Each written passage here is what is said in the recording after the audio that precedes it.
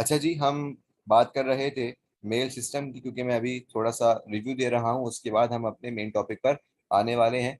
अच्छा जी बच्चों, तो मैंने कहा था कि मेल के पास एक ही ऑर्गन है यानी कि टेस्टिस। फिर हमने बात की थी कि इसके अंदर 250 से लेकर 300 खाने यानी कि लॉब्यूल्स मौजूद हैं। फिर मैंने कहा था इन लॉब्यूल्स के अंदर, इन खानों के अंदर 1 से लेकर 4 सेमिनिफेरस टिब्यूल्स मौजूद हैं यानी कि धागे नुमा स्ट्रक्चर मौजूद है, जिसके पास 2 तरह के सेल हैं, लेडिक सेल है और साथ ही साथ सर्टोली सेल है।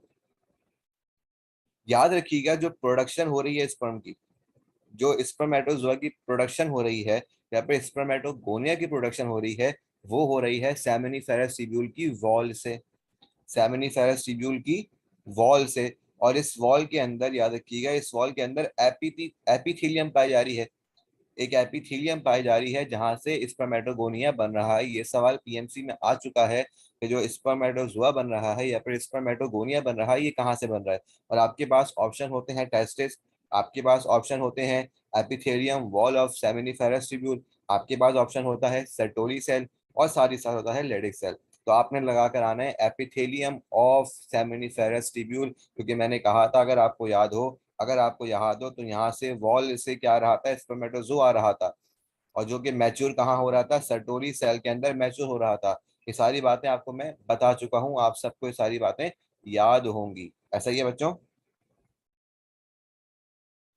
बच्चों ऐसा ही है? काइंडली यस और नो में जवाब दें। अच्छा, अब इसी तरह मैंने कहा था कि एक ओवरी से एक एग बन रहा होता है, एक ओवरी से एक एग बन रहा होता है, जो आगे जाके कहाँ जा रहा होता है, ओविडक्ट में जा रहा होता है। और ओविडक्ट में उसकी क्या हो रही होती है, फर्टिलाइजेशन हो रही होती है। फिर मैंने कहा था कि ये 4 से 7 दिन के बाद एम्ब्रियो में तब्दील होगा, और एम्ब्रियो में तब्दील होने के बाद ये कहाँ आ जाएगा, ये यूटेरस की वॉल्व में यानी कि एंडोमेट्रियम के अंदर इम्प्लांट हो जाएगा। अब मैं अपनी बातों को दो तरफ घुमा रहा हूँ, यानी कि मैं बार बार बच्चों बात कर रहा हूँ किस चीज की, मैं बात कर रहा हूँ स्पर्म की, मैं बात कर रहा हूँ एग की। तो याद रखिएगा, एक ऐसा प्रोसेस जिसमें रिप्रोडक्टिव सेल यानी कि स्पर्म बन रहा हो या फिर एग बन रहा हो, तो इनकी प्रोडक्शन को हम क्या कहते हैं, हम कहते हैं गैमीटोजेनेसिस।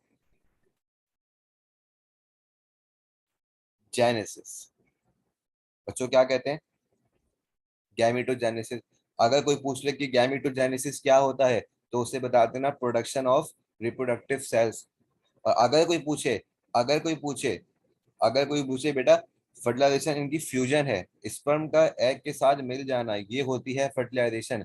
अभी मैं कह रहा हूँ कि स्पर्म का बनना और एग का बनना, इन दोनों का बनना और इन दोनों का साथ डिफ्यूज होना, दो अलग अलग बातें हैं। साथ फ्यूज होने को हम कहते हैं फर्टिलाइजेशन, लेकिन दोनों को बनने को मैं कह रहा हूँ क्या, गैमेटोजेनेसिस। एग का अलग बनना, स्पर्म का अलग बनना, ये प्रोसेस क्या है, ये प्रोसेस कहलाता है गैमेटोजेनेसिस। अब यही प्रोसेस अब यही प्रोसेस जिसमें प्रोडक्शन ऑफ स्पर्म हो रही है तो वो गैमेटोजेनेसिस, लेकिन मेल के लिहाज से हम उसे कहते हैं स्पर्मेटोजेनेसिस।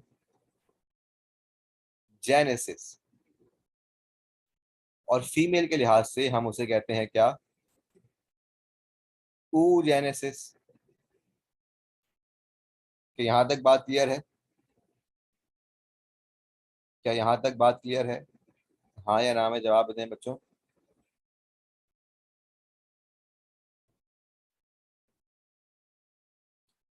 अगर किसी बच्चे को कुछ भी समझ नहीं आया, मुझे फौरन रोक लीजिएगा। अगर कुछ भी समझ ना आए, मुझे फौरन रोक लीजिएगा। दोबारा सुने, दोबारा सुने।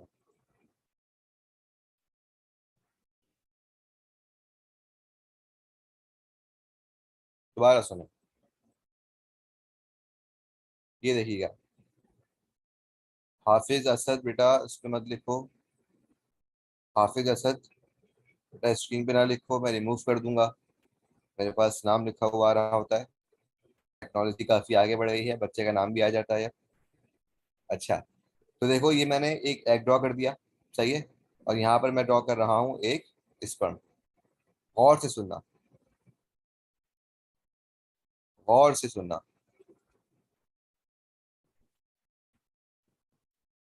क्या मेरी आवाज आ रही है?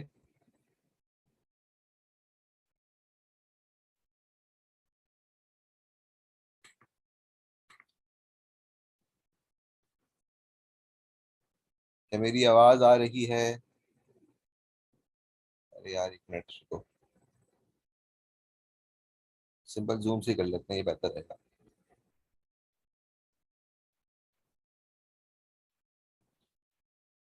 बच्चों क्या स्क्रीन शो हो रही है?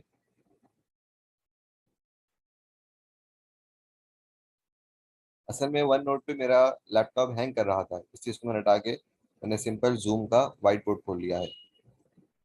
अच्छा जी, अब सुनना। मैंने आपके सामने एक एग ड्रॉ कर दिया। सही है, ये एक एग है। और यहाँ पर मैं आपके सामने ड्रॉ कर रहा हूँ एक स्पर्म। अब सुनो, अब गौर से सुनना। स्पर्म का एग में शामिल हो जाना, हम सब जानते हैं ये प्रोसेस कहलाता है फर्टिलाइजेशन। सही है, ये हम पढ़ चुके हैं। लेकिन अभी मैं इनकी फ्यूजन की बात नहीं कर रहा। कुछ बच्चे समझ रहे हैं कि मैं इनकी फ्यूजन की बात कर रहा हूँ, जबकि ऐसा नहीं है। मैं इनकी फ्यूजन की बात हरगिज नहीं कर रहा। मैं बात कर रहा हूँ इन दोनों का सेपरेट बनने को। मैं बात कर रहा हूँ एग के बनने को, मैं बात कर रहा हूँ स्पर्म के बनने को। मैं बात कर रहा हूँ बच्चों एग के बनने को, और मैं बात कर रहा हूँ स्पर्म के बनने को। तो देखो, एग के जो बनना है, एग ऐसा प्रोसेस कि जिसमें एक एग बन रहा है, उस प्रोसेस को मैं कहता हूँ oogenesis। ये एक प्रोसेस है जिसमें एग बन रहा है, यानी कि the production of egg is called oogenesis। इसी तरह production of sperm is called spermatogenesis. ये सिंपल एक प्रोसेस है। ये सिंपल एक प्रोसेस है, इसका मैं तुम्हें नाम बता दिया कि एग के बनने को ये कहते हैं, स्पर्म के बनने को ये कहते हैं। लेकिन तुम जानते होगे कि स्पर्म क्या है? ये मेल गैमेट है, ऐसा ही है ना? स्पर्म मेल गैमेट है, जबकि एग फीमेल गैमेट है, ऐसा ही है ना? स्पर्म मेल गैमेट है और एग फीमेल गैमेट है। तो याद रखना, किसी भी तरह के गैमेट का बनना, किसी भी तरह के गैमेट का बनना, इनको हम कहते हैं क्या? गैमीटोजेनेसिस। गैमीटोजेनेसिस। क्या मैं अपनी बात समझा पा रहा हूँ? शमसा बेटा, आप रिज्वाइन कर लें। बाकी बच्चों को आवाज आ रही है? क्या बाकी बच्चों को आवाज आ रही है? बाकियों को आ रही है। शमसा बेटा, आप रिज्वाइन कर लें।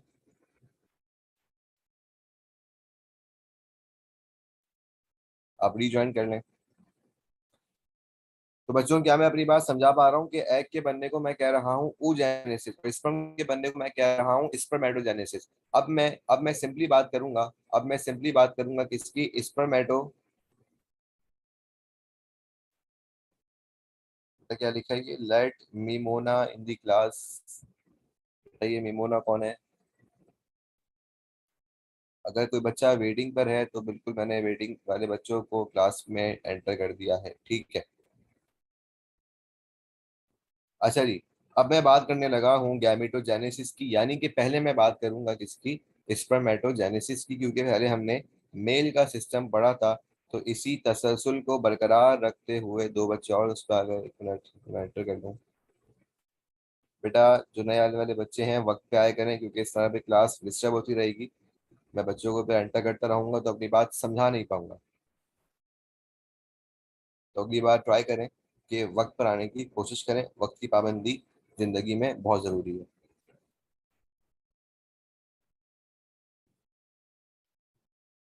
अच्छा जी, और कोई बच्चा तो नहीं है वेटिंग रूम में?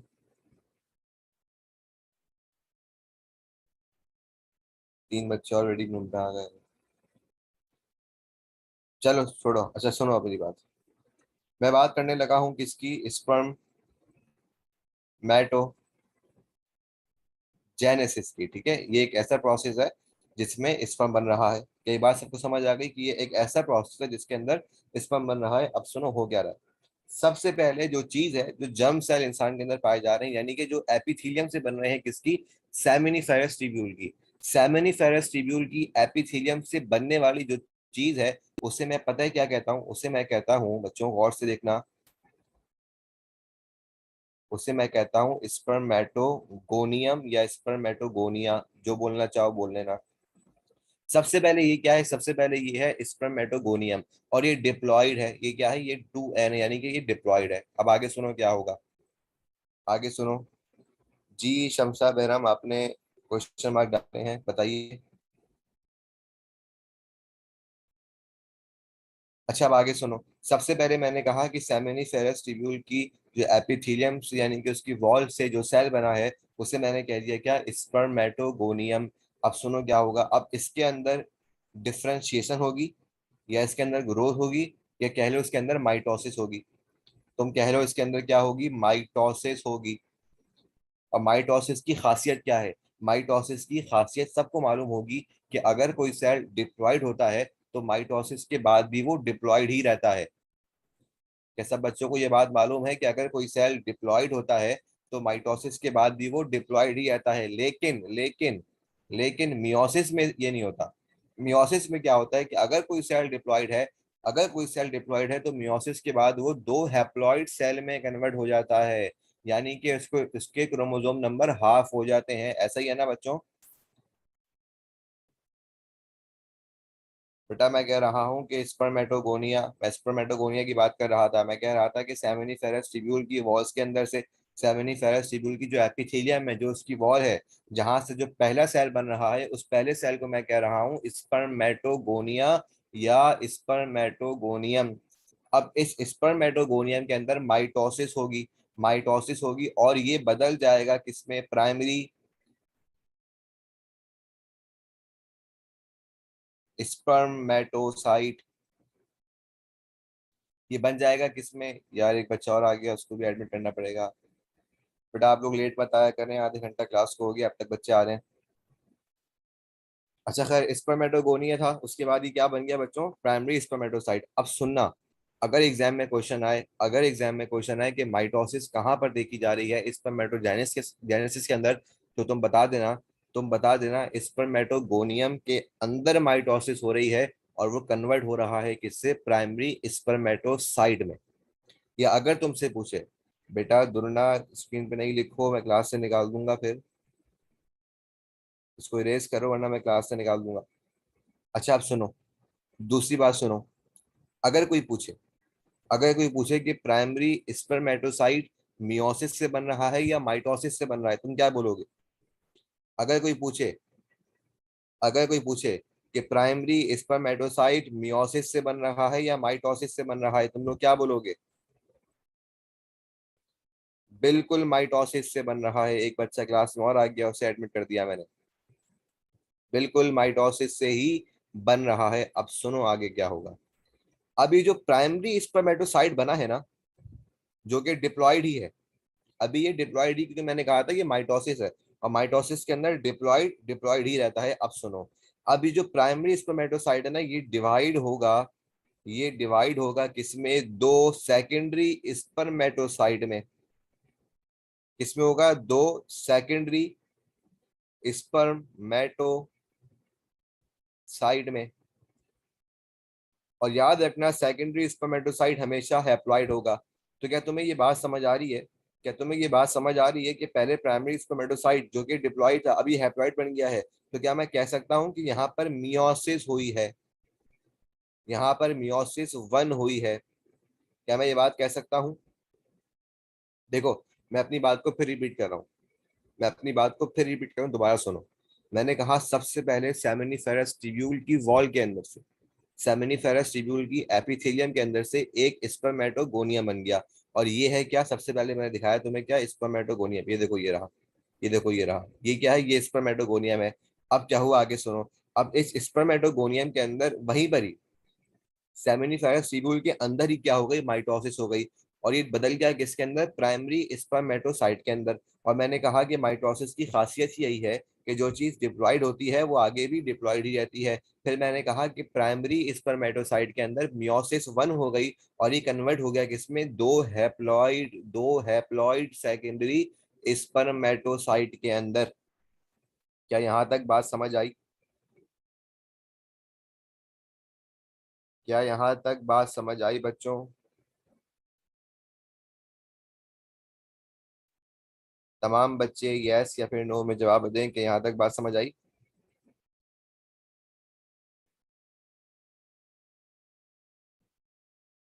चलो अब आगे सुनो। अब जो सेकेंडरी स्पर्मेटोसाइट है ना, अब सेकेंडरी स्पर्मेटोसाइट के अंदर होगी मियोसिस टू, क्योंकि हम जानते हैं मियोसिस दो फेज के अंदर डिवाइड होता है, यानी कि मियोसिस 1 और मियोसिस 2। ऐसा ही है ना।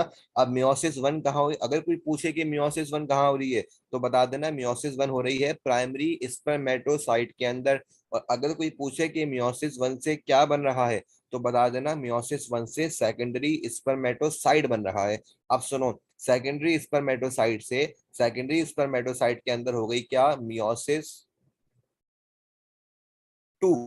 सही है। और ये क्या बन गए, ये बन गए स्पर्मेटिड्स। क्या बन गए बच्चों, स्पर्मेटिड्स। और ये अभी भी क्या है, हैप्लॉइड है। सही है, अभी भी क्या है, हैप्लॉइड है। अब इन स्पर्मेटिड्स के अंदर होगी क्या, ग्रोथ, या फिर इनकी होगी मैचुरेशन।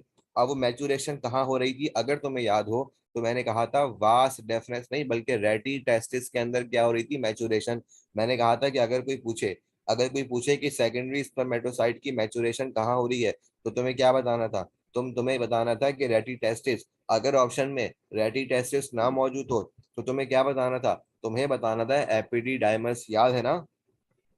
अच्छा, अब ये स्पर्मेटिड्स, बच्चों जगह मेरे पास कम है, मैं यहाँ लिख रहा हूँ, ठीक है। अब ये स्पर्मेटिड्स बदल जाएंगे किसमें, स्पर्म के अंदर। एक, दो, तीन, और ये चार। यानी कि एक स्पर्मेटोगोनियम से आगे जाके चार स्पर्म बन रहे हैं। अब एक और कॉन्सेप्ट सुनो, एक और कॉन्सेप्ट सुनो, बड़ी अहम बात है, बड़ी अहम बात है। देखो, अगर मैं कह रहा हूँ कि स्पर्मेटोगोनियम 100% है, अगर ये 100% है, तो आगे देखो, माइटोसिस, माइटोसिस हुआ, प्राइमरी स्पर्मेटोसाइट बना, अभी भी ये एक ही है, अभी भी ये क्या है, ये भी 100% ही है। ऐसा ही है ना। अब देखो, प्राइमरी स्पर्मेटिड से प्राइमरी स्पर्मेटोसाइट से दो सेकेंडरी स्पर्मेटोसाइट बन गए, यानी कि 100 डिवाइड हो गया 50% में और 50% में। सही है। अब एक सेकेंडरी स्पर्मेटोसाइट से दो स्पर्मेटिड बन रहे हैं, यानी कि 50% डिवाइड हो गया 25%, 25%, 25% और 25%। तो एक बात याद रखना कि एक 100% स्पर्मेटोगोनियम का एक स्पर्म 25% पार्ट है। शमसा कह रही है सर आवाज नहीं आ रही, बच्चों की आवाज आ रही है, क्या सबको आवाज आ रही है।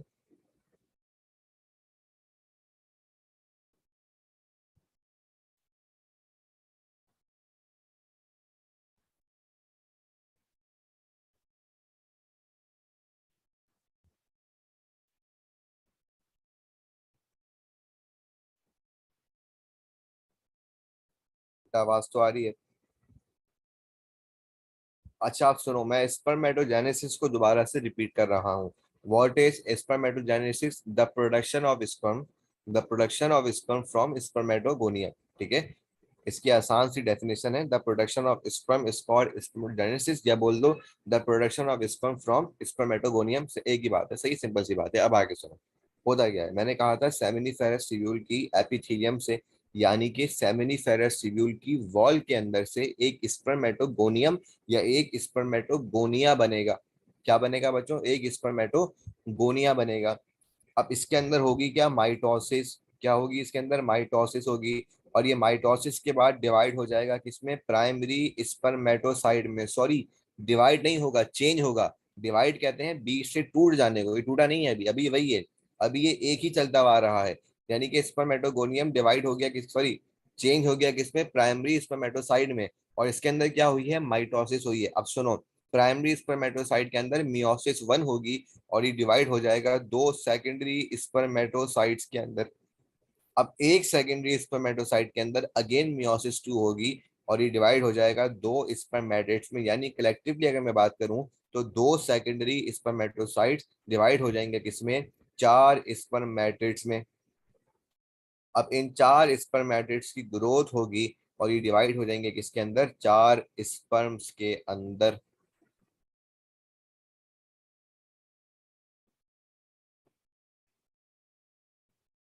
क्या ये प्रोसेस समझ आया। बेटा, माइटोसिस सिर्फ हो रही है स्पर्मेटोगोनियम और प्राइमरी स्पर्मेटोसाइट के दरमियान।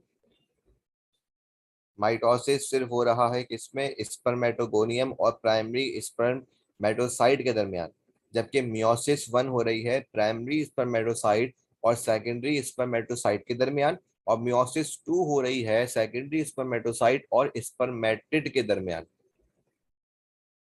यस महक, सही कहा आपने।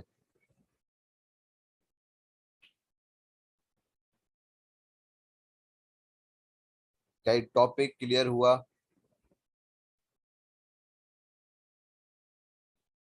कश्यप डिपेंड करेगा, मुमकिन है कि ये क्लास 1 घंटे में ख़त्म कर दूं। टॉपिक पे डिपेंड करेगा, टॉपिक जितनी जल्दी हो जाएगा हम उतनी जल्दी क्लास ख़त्म कर देंगे। कोई ड्यूरेशन नहीं है, टॉपिक पे डिपेंड करता है।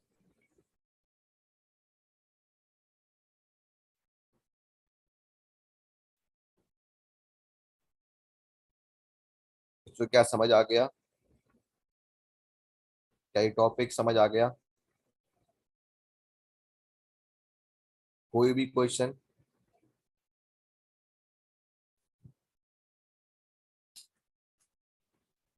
इस टॉपिक के हवाले से कोई भी सवाल? अच्छा, अब सुनो बच्चों, अब सुनो, एक बात याद रखना, इसका भी असाइनमेंट मिलेगा। क्लास के बाद मैं अगेन 2 ग्रुप बनाऊंगा, बल्कि 3 ग्रुप बनाऊंगा। एक ग्रुप में काम करना होगा स्पर्मेटोजेनेसिस पर, एक ग्रुप में काम करना होगा ओजेनेसिस पर, और एक ग्रुप में काम करना होगा मेंस्ट्रुअल साइकिल पर। ठीक है? अच्छा, अब आगे चलते हैं। मैं इसको इरेज कर रहा हूँ, सही है? यार ये बच्चे क्लास में अब तक आ रहे हैं।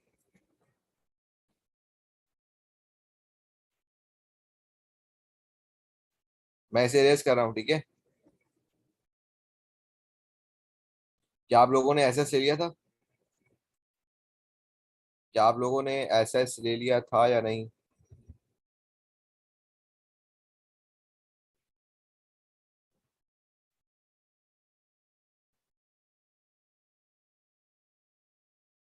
ठीक है। अच्छा, एसएस ना मुझे भेज देना, तो मैं ग्रुप पे डाल भी दूंगा। एसएस मुझे भेज दो ताकि मैं ग्रुप पे डाल भी दूँ। अच्छा, आप सुनो, अब मैं जा रहा हूँ आगे, यानी कि अब मैं बात करूंगा फीमेल की। अब मैं बात करने लगा हूँ oogenesis की।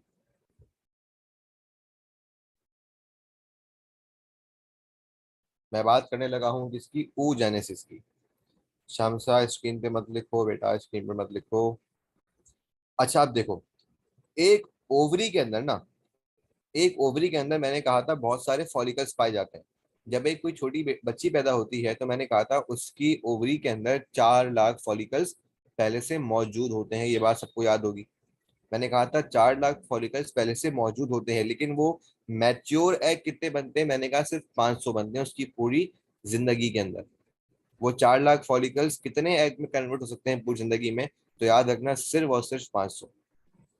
अच्छा, आप सुनो, जिस तरह मेल में स्पर्मेटोगोनियम था, इसी तरह फीमेल में होगा क्या? ooगोनियम। रिलेट करना आसान हो जाएगा, मेल से रिलेट करो आसान हो जाएगा। सबसे पहले क्या है? सबसे पहले ये है ooगोनियम। अब याद रखना, ooगोनियम के अंदर उसी तरह माइटोसिस होगी, और ये डिवाइड होगा किसके अंदर? प्राइमरी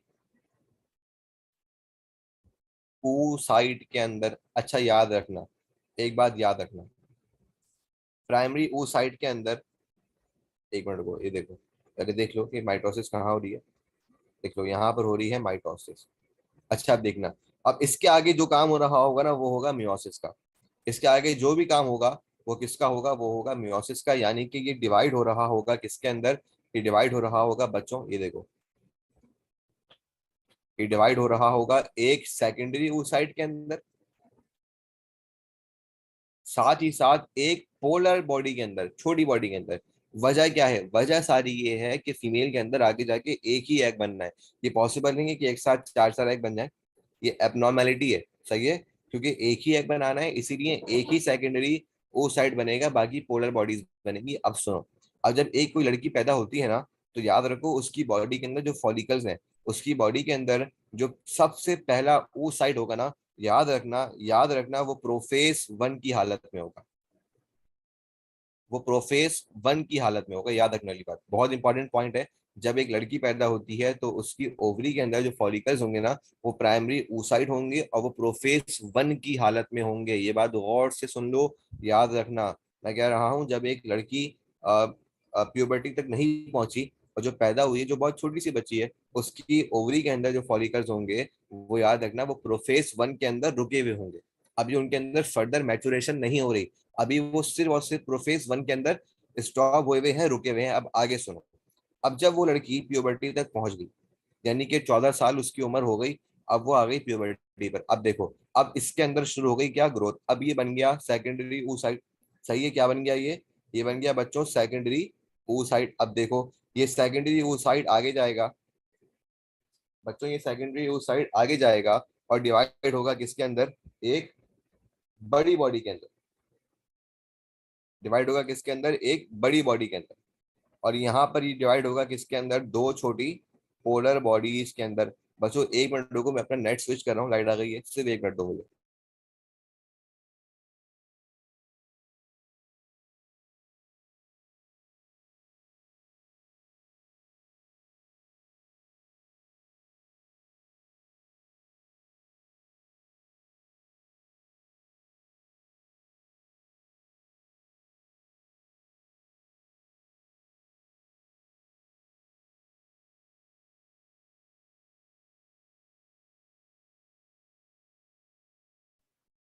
हेलो हेलो, आवाज आ रही है? हेलो हेलो, आवाज आ रही है? बच्चों की आवाज आ रही है? अच्छा, दोबारा सुनो। कुछ बच्चे कह रहे हैं सर रिपीट कर दें। शुरू से बता रहा हूँ, देखो सबसे पहले मैंने कहा, सबसे पहले जिस तरह मेल के अंदर स्पर्मेटोगोनियम था ना, इसी तरह प्राइमरी स्टेज फीमेल में क्या होगी, ooगोनियम। अब इस ooगोनियम की हो गई माइटोसिस, और ये तब्दील हो गया किसके अंदर, प्राइमरी ooसाइट के अंदर। जिस तरह सेम मेल के अंदर क्या हुआ था कि स्पर्मेटोगोनियम माइटोसिस के बाद डिवाइड हुआ था प्राइमरी स्पर्मेटोसाइट के अंदर, इसी तरह देखो प्राइमरी स्पर्मेटोसाइट बन गया, माइटोसिस हो गई। अब मैंने कहा था कि जो एक बच्ची पैदा होगी, एक जो बच्ची पैदा होगी प्यूबर्टी से पहले तक, उसका प्राइमरी स्पर्मेटोसाइट अरेस्ट हो जाएगा, यानी कि रुक जाएगा प्रोफेस 1 के अंदर आकर। प्रोफेस 1 के अंदर आगे वो आगे नहीं बढ़ेगा, वो यहाँ पर रुका रहेगा। लेकिन जैसे ही वो लड़की प्यूबर्टी तक पहुंची, वहीं पर ही क्या होगा, वहीं पर ही उसके अंदर फर्दर मैचुरेशन शुरू हो जाएगी। और प्राइमरी स्पर्मेटोसाइट मियोसिस 1 के बाद, मियोसिस या फिर चलो मियोसिस के बाद सिंपल डिवाइड होगा किसके अंदर, सेकेंडरी oocyte के अंदर। सेकेंडरी oocyte के अंदर। अब याद रखो एक बड़ी अहम बात है, सेकेंडरी oocyte रुक जाएगा किसमें, सेकेंडरी oocyte जब तक फर्टिलाइजेशन नहीं होगी तो ये रुका रहेगा किसमें, मेटाफेज 2 में। जब तक फर्टिलाइजेशन नहीं होगी तो ये रुका रहेगा किसमें, मेटाफेज 2 में। लेकिन जैसे ही फर्टिलाइजेशन हो गई तो ये अपनी अपनी मैचुरेशन पूरी कंप्लीट करेगा। यानी कि मैं अपनी बात क्या कहना चाह रहा हूँ, तो सुनो। सुनो बच्चों, मैंने इस सेकेंडरी oocyte को यहाँ पर ड्रॉ कर दिया। समझो अभी ये सेकेंडरी oocyte ही है, अभी ये सेकेंडरी oocyte ही है। अगर बच्चों, अगर इसके पास यहाँ पर स्पर्म आया, तो अब ये सेकेंडरी oocyte नहीं है, तो अब ये एग बन जाएगा। ये थोड़ा सा कॉन्सेप्ट बच्चों का यहाँ पर लैग करता है, बच्चे समझते हैं कि ये एग है, जबकि ये एग नहीं है। अभी ये सेकेंडरी oocyte है, अभी ये सेकेंडरी oocyte है जो मेटाफेज 2 में रुका हुआ है।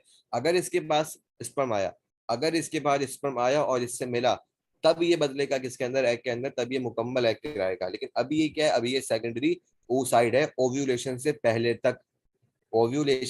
तक। अभी आगे बात करनी है किसकी, मेंस्ट्रुअल साइकिल की। याद रखना ओव्यूलेशन से पहले तक ये सेकेंडरी oocyte है, और ये रुका हुआ है मेटाफेज 2 तक। लेकिन ओव्यूलेशन के बाद ये बन जाएगा पक्का पक्का एग, जो कि 2 से 3 दिन तक रुक जाएगा। अगर चे स्पर्म आया, सही है, वरना ये चेंज होगा किसमें, कार्पस ल्यूटियर के अंदर, यानी कि उसके बाद कार्पस अल्बाइकन बन के डिस्ट्रॉय हो जाएगा। और साथ ही साथ ये छोटी छोटी सी पोलर बॉडीज बनी है, जो कि सिंपल मेंस्ट्रुएशन के अंदर बाहर आती है, कि कोई काम नहीं है इनका। तो क्या ऊ जेनेसिस समझ आई?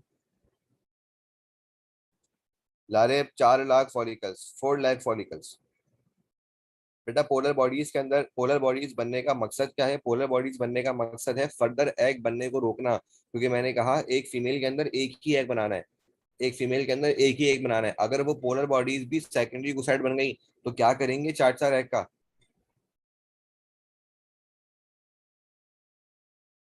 बच्चों क्या समझ आया वो जेनेसिस? बिल्कुल, पोलर बॉडीज भी मियोसिस से बन रही है कश्यप।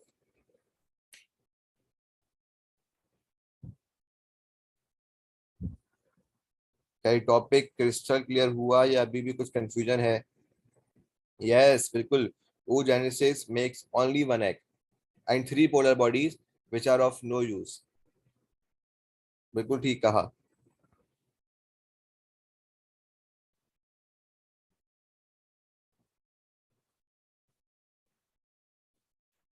क्या समझ आया?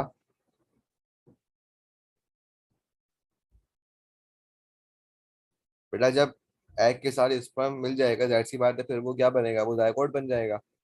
वो जायगोट बन जाएगा, जायगोट के बाद वो एम्ब्रियो बनेगा, एम्ब्रियो के बाद वो फीटस बनेगा, उसके बाद वो इन्फेंट बनेगा।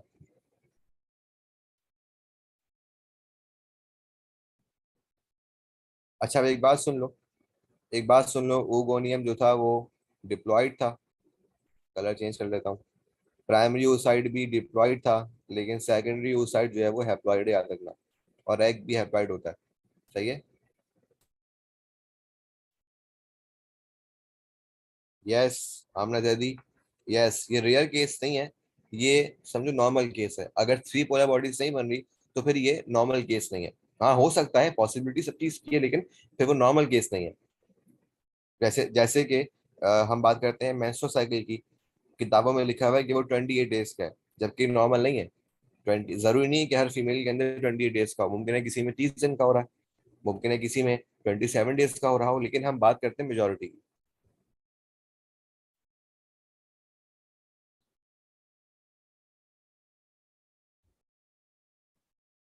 Yes, sperm is also haploid. No. Egg बेटा, एग डिप्लॉयड नहीं होता, जाइगोट डिप्लॉयड होता है। एग तो हैप्लॉइड होता है।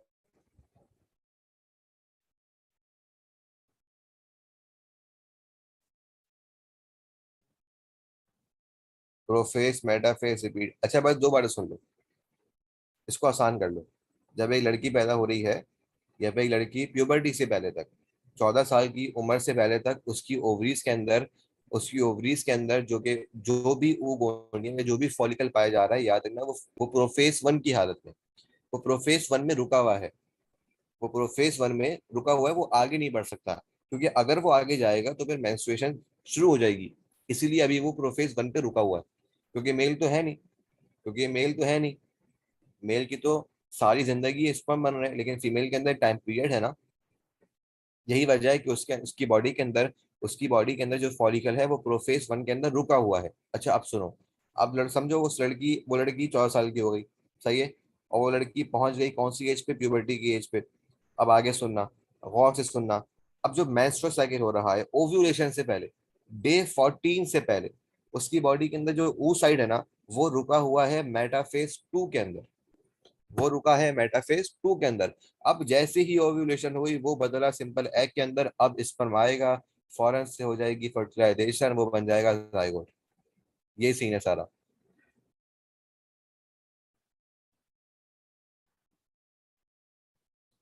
देखो, ट्विन फॉर्मेशन एक अलग केस है। ट्विन फॉर्मेशन की दो पॉसिबिलिटीज हैं। कभी कभार ऐसा होता है, ये एक एबनॉर्मल केस है।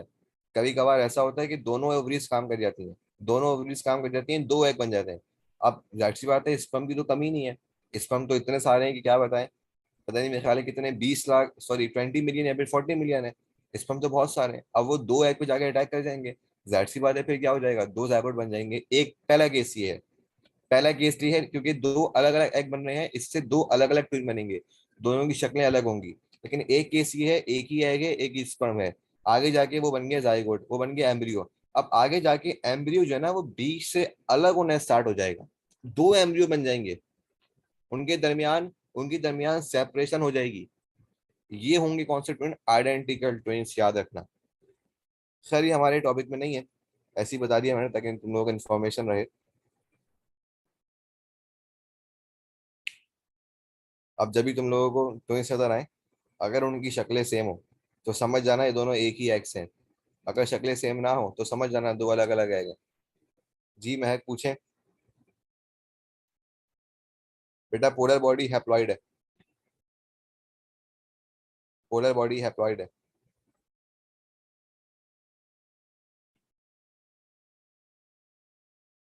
अरे कोई फर्क नहीं है, गैमेटोजेनेसिस समझो, उसके अब्बू का नाम है।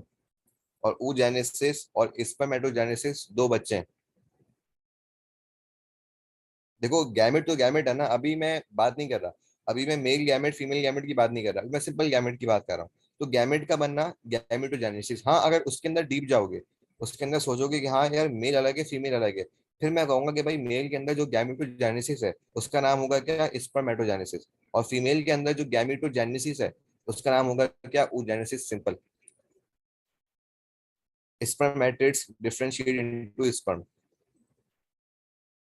after puberty.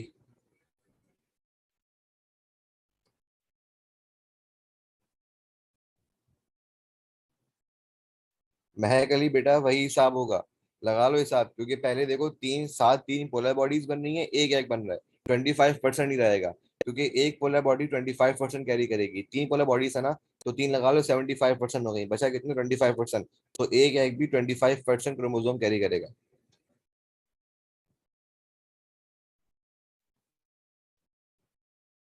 बेटा 20 मिलियन से लेके 40 मिलियन तक। माहीन 20 मिलियन से लेके 40 मिलियन तक।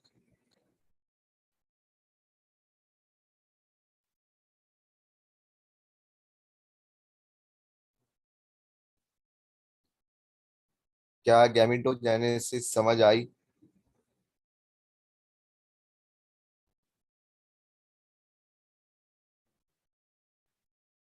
बेटा डैड नहीं होते, डैड नहीं होते। आओ बताता हूँ क्या होता है। ये देखो स्क्रीन पे देखना अभी, मैं तुम्हारे सामने एक एग ड्रॉ कर रहा हूँ। समझो ये एक एग है, इसके अंदर फर्दर, अरे एक मिनट, इसके अंदर फर्दर लेयर्स होंगी, एक लेयर ये रही, एक लेयर ये रही, और एक इसकी आउटर मोस्ट लेयर होती है। देखो जो बहुत सारे स्पर्म आ रहे हैं ना, जो बहुत सारे स्पर्म आ रहे हैं वो यहाँ तक तो पहुंचेंगे, इससे मैं कह रहा हूँ क्या, कोरोना रेडिएट है, ये वो वाला कोरोना नहीं है बेटा, ये दूसरा कोरोना है। अच्छा, दूसरी लेयर को मैं कहता हूँ क्या, जोना पेल्यूसिडा। सही है। और ये क्या है, ये इसकी अंदर सेल मेम्ब्रेन है, और ये इसका सिंपल न्यूक्लियस है। याद रखना, जो बहुत सारे स्पर्म आ रहे हैं ना, वो कोरोना रेडिएटर तक पहुंचते हैं बस, लेकिन जोना पेल्यूडा, सॉरी जोना पेल्यूसिडा क्रॉस करने की इजाजत सिर्फ उसे मिलेगी जो अंदर जाके फर्टिलाइजेशन करेगा। बाकी जो स्पर्म बच जाएंगे वो शामिल हो जाएंगे किसमें, कोरोना रेडिएटा में, वो इसको मजीद अच्छा कर देंगे, मजबूत कर देंगे। ऐसे याद कर लो।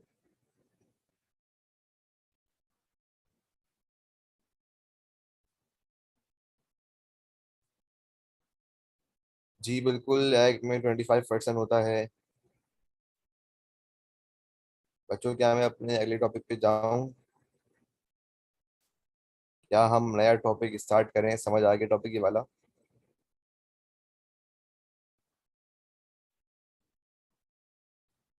जो स्पर्म फर्टिलाइज नहीं करते, वो फीमेल की बॉडी के अंदर या तो वो डीजनरेट हो जाएंगे, क्योंकि जाहिर सी बात है फीमेल की बॉडी के अंदर जो सेल्स हैं वो उनके खिलाफ काम भी तो करेंगे। ये थोड़ी मुमकिन है कि बॉडी के अंदर कोई नए सेल्स आ रहे हैं और हमारी बॉडी के सेल्स के खिलाफ काम ना करें।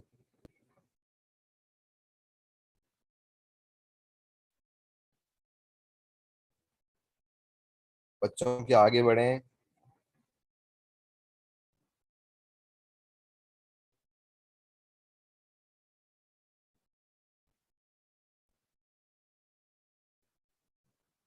बेटा ट्विन में दो एग जो है बनना बहुत रेयर केस है, बहुत रेयर केस है, क्योंकि मैंने कहा था एक ओवरी एक वक्त में काम करती है, दूसरी ओवरी दूसरे मंथ में काम करती है, अगर दोनों एक साथ काम कर जाएं कभी तो ट्विन हो जाएंगे।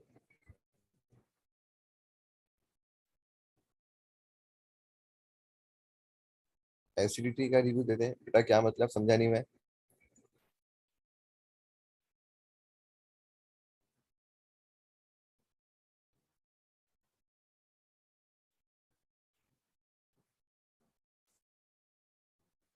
अरे बच्चों बता दो, आगे चला जाऊं मैं? क्या मैं आगे बढ़ जाऊं?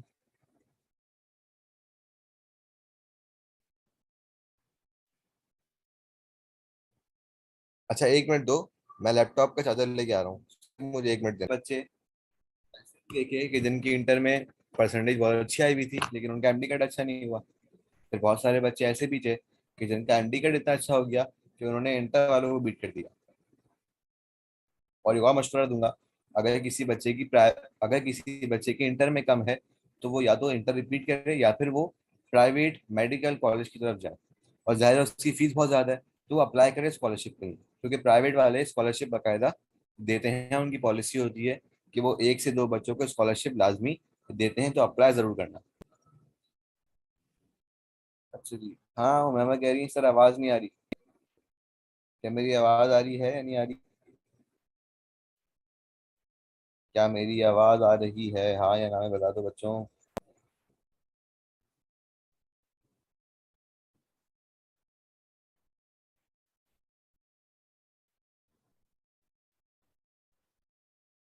बिल्कुल बच्चों, ऐसा ही है, सही कह रही हैं आप। मैंने बहुत सारे बच्चे अब ऐसे भी देखे थे कि जिनकी फर्स्ट ईयर में अच्छी तो नहीं आई, लेकिन उन्होंने सेकंड ईयर में इतना अच्छा कमबैक किया कि सेकंड ईयर में उनकी परसेंटेज बहुत अच्छी आ गई। बाकी इन दी एंड तो जहाँ नसीब है वहीं इंसान ने जाना है। अल्लाह से दुआ करो, अल्लाह से दुआ करो कि अल्लाह ताला तुम लोगों के नसीब अच्छे करे, तुम लोगों का नसीब एमबीबीएस करे, बीडीएस करे, जो तुम लोगों को पसंद हो। और नसीब वहाँ वहाँ से रास्ते बनाता है जहाँ से किसी का गुमान भी नहीं होता। बिल्कुल माहीन, पासिंग परसेंटेज 65 है। चलिए नया टॉपिक स्टार्ट कर लेते हैं, लास्ट का आखिरी टॉपिक, यानी कि मेंस्ट्रुअल साइकिल।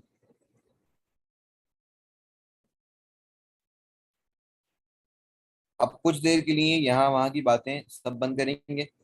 इम्पोर्टेंट टॉपिक है, आसान कर रहा हूँ बहुत ज्यादा।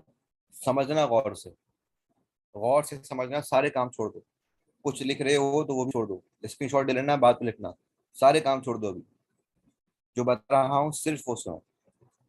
देखो, मेल की जो बॉडी है ना, मेल की जो बॉडी है, उसमें अल्लाह ताला ने एक ऐसा निज़ाम रखा है कि प्यूबर्टी से लेकर डेथ तक, जब इंसान बालिग हुआ, प्यूबर्टी के एज तक पहुंचा, वहां से लेकर उसकी मौत तक स्पर्म बनते जाएंगे, बनते जाएंगे, बनते जाएंगे। और एक एक दिन में उसके मेरे ख्याल है कोई 200 मिलियन स्पर्म बन रहे होते हैं। तो मेल की बॉडी में स्पर्म की कमी नहीं। मैं बात कर रहा हूँ एक एवरेज मेल की।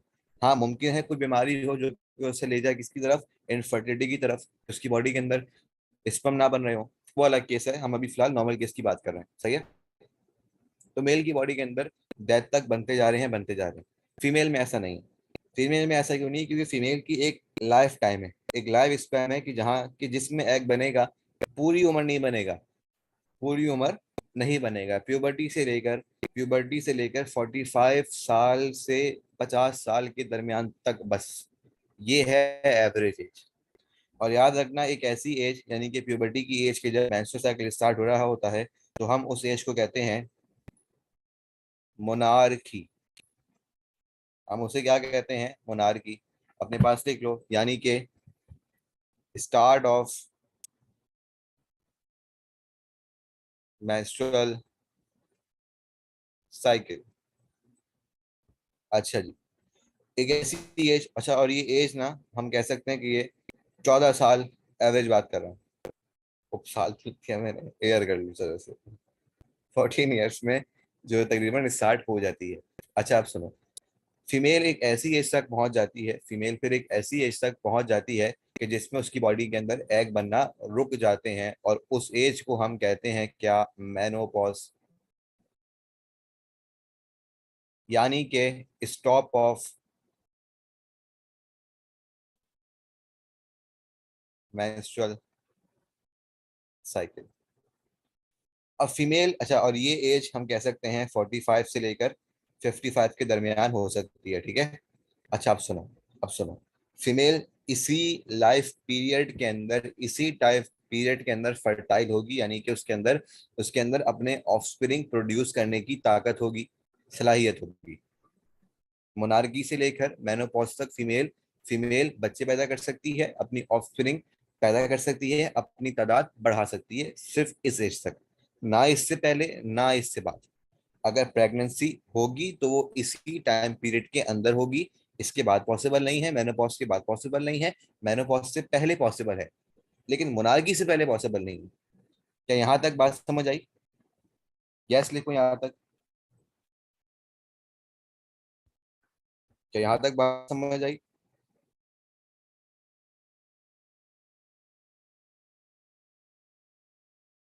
अच्छा, यहाँ तक बात बच्चों को समझ आ गई। अब याद रखना एक एवरेज मेंस्ट्रुअल साइकिल, मैं एवरेज की बात कर रहा हूँ, मैं सब की बात नहीं कर रहा। इस दुनिया में जितनी खवातीन है, मैं उस हर खवातीन की बात नहीं कर रहा, मैं एवरेज बात कर रहा हूँ। सही है, मैं एवरेज बात कर रहा हूँ। मेंस्ट्रुअल साइकिल अगर मैं एवरेज बात करूँ तो ये 28 डेज पर डिपेंड करता है, 28 डेज पर मुश्तमिल होता है। क्या मेरी बात यहाँ तक समझ आ गई? देखो साथ साथ चलना, कोई पीछे ना रह जाए। समझ नहीं आ रही बता दो, अभी कह दो नो। साथ साथ चलना है इसमें।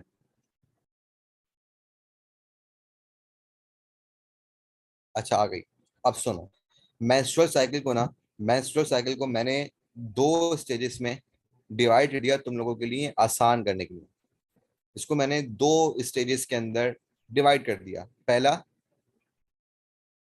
ओवेरियन साइकिल, दूसरा यूटेराइन साइकिल। वजह क्या है? देखो मेंस्ट्रुअल साइकिल के अंदर दो जगहों पर चेंजेस आ रही हैं। मेंस्ट्रुअल साइकिल के अंदर दो जगहें मेन काम कर रही हैं। पहला काम हो रहा है ओवरी के अंदर, क्योंकि ओवरी के अंदर एग बन रहा है, फॉलिकल बन रहा है, ब्ला ब्ला ब्ला। ओवरी के अंदर क्या काम हो रहा है? एग बन रहा है। पहला काम कहाँ हो रहा है? ओवरी के अंदर हो रहा है। दूसरा काम एंडोमेट्रियम बन रही है, एंडोमेट्रियम शेड हो रही है, कहाँ हो रहा है? यूटेरस के अंदर हो रहा है। तो काम की बुनियाद पर इसको मैंने दो हिस्सों में डिवाइड कर दिया।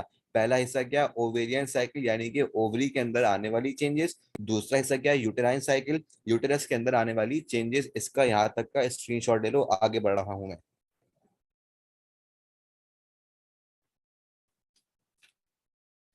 बच्चों यहाँ तक का स्क्रीनशॉट लेके डन लिख दो एक दफा।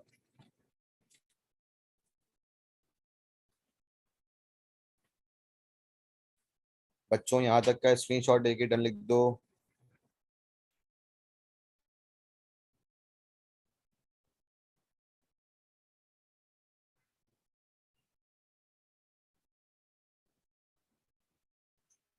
अच्छा अब सुनो, अगर कोई पूछे कि ये मेंस्ट्रुअल साइकिल बेसिकली है क्या, माना तुम्हें सब पता है, ये फेज वो फेज है क्या।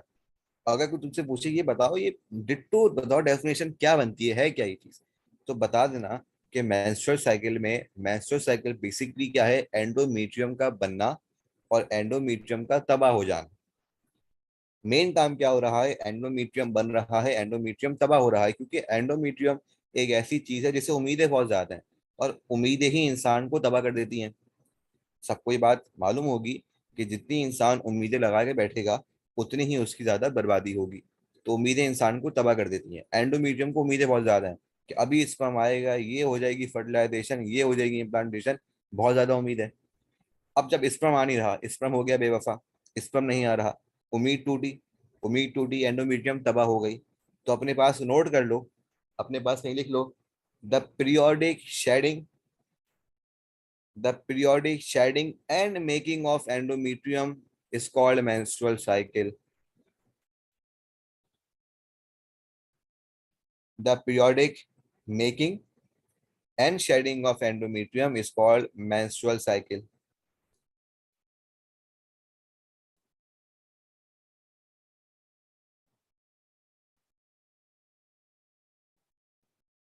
डन लिख दो फिर आगे चलूंगा। डन लिख दो फिर आगे चलूंगा।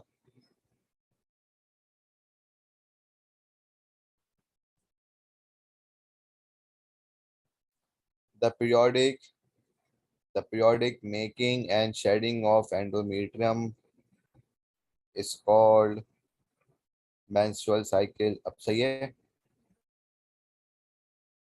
अच्छा अब सुनो, अगर मैं एक और जबान में बात करूं कि मेंस्ट्रुअल साइकिल है क्या, अभी तो मैंने कह दिया कि भाई एंडोमेट्रियम को उम्मीद बहुत ज्यादा थी, स्पर्म आएगा नहीं आएगा। अब मैं कह रहा हूँ कि ये उम्मीद है किस लिए? ये उम्मीद है किस लिए? एंडोमेट्रियम इंतजार कर रही है इम्प्लांटेशन की, कि स्पर्म आएगा तो मेरे अंदर इम्प्लांटेशन होगी। तो क्या मैं कह सकता हूँ कि मेंस्ट्रुअल साइकिल प्रिपरेशन है किसकी? इम्प्लांटेशन की। क्या मैं ये बात कह सकता हूँ? अच्छा मैं बोर्ड को रेज कर रहा हूँ, देखना।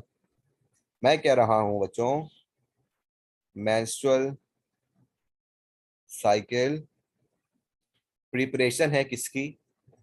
इम्प्लांटेशन की।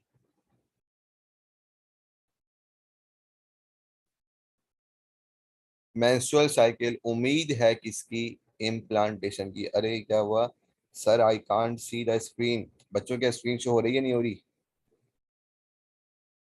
बच्चों क्या स्क्रीन शो हो रही है नहीं हो रही?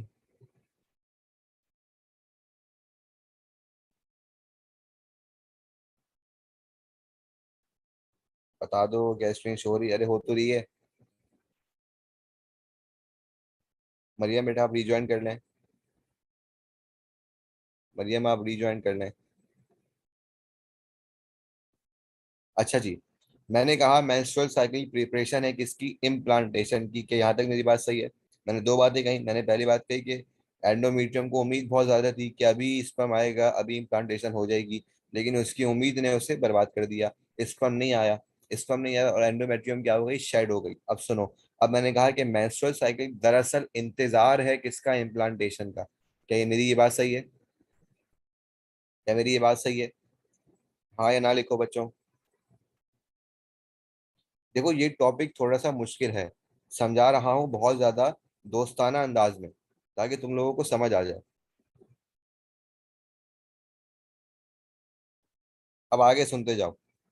अब मैं स्टार्ट कर रहा हूँ मेंस्ट्रुअल साइकिल तुम लोगों के सामने स्क्रीन पर। अब गौर से सुनना, सारे काम छोड़ देना, ठीक है? ब्लैक स्क्रीन पे करेंगे ताकि थोड़ा सा सिनेमैटिक माहौल भी आ जाए। अच्छा जी, मैं एक ग्राफ ड्रॉ कर रहा हूँ तुम लोगों के सामने, गौर से देखते रहो। बच्चों चूंकि मैंने कहा कि मेंस्ट्रुअल साइकिल डिपेंड कर रहा है कितने दिन पे? 28 डेज पे। अब मैं इसे डिवाइड कर रहा हूँ। देखो पहला दिन, सही है, 14वां दिन यानी 14th डे, और लास्ट डे यानी कि 28 डे। गौर से सुनना, मेरे साथ साथ चलना। मैं फिर कह रहा हूँ कोई बच्चा पीछे ना रहे, बिल्कुल साथ साथ चलना। अब देखो चूंकि मैंने कहा था दो तरह की चेंजेस आएंगी। दो तरह की चेंजेस आएंगी। पहली चेंज आ रही थी किसमें? यूटेरस में। दूसरी चेंज आ रही थी किसमें? ओवरी के अंदर। ऐसा ही है ना? ओवरी के अंदर। अब सुनो, पहले मैं बात कर रहा हूँ किसकी? ओवरी के अंदर। अब देखो ओवरी के अंदर क्या हो रहा है बच्चों? फॉलिकल बनना स्टार्ट हुआ, बनना स्टार्ट हुआ, बड़ा हुआ, बड़ा हुआ, बड़ा हुआ। 14वें दिन पे आके ये ग्राफियन फॉलिकल जो है वो फट जाएगा और इसके अंदर से oocyte जो है वो बाहर आ जाएंगे।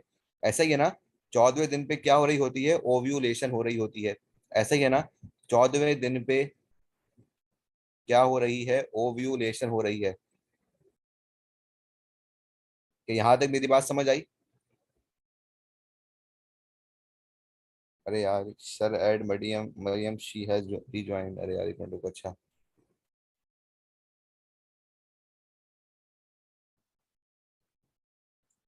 बच्चों साथ साथ लिखते रहो, यस और नो करते रहो, कि मुझे अंदाजा हो जाएगा कि कौन बच्चा समझ रहा है, कौन बच्चा समझ नहीं रहा। मैंने कहा देखो मेंस्ट्रुअल साइकिल 28 डेज पर डिपेंड कर रही है। मेंस्ट्रुअल साइकिल 28 डेज पर डिपेंड कर रही है। मैंने कहा दो तरह की चेंजेस आएंगी। एक चेंज आ रही है ओवरी के अंदर, दूसरी चेंज आ रही है किसके अंदर? यूटेरस के अंदर। अब मैंने कहा ओवरी के अंदर, ओवरी के अंदर चूंकि एक छोटा सा एग बनना स्टार्ट हुआ है, यानी कि oogonia बनना स्टार्ट हुआ है, वो आगे जाते जाते किस में कन्वर्ट होगा? फॉलिकल में कन्वर्ट हो गया। अब जो ग्राफियन फॉलिकल है, ग्राफियन फॉलिकल 14वें दिन पर आकर फट गया और इसके अंदर से oocyte बाहर आ गए।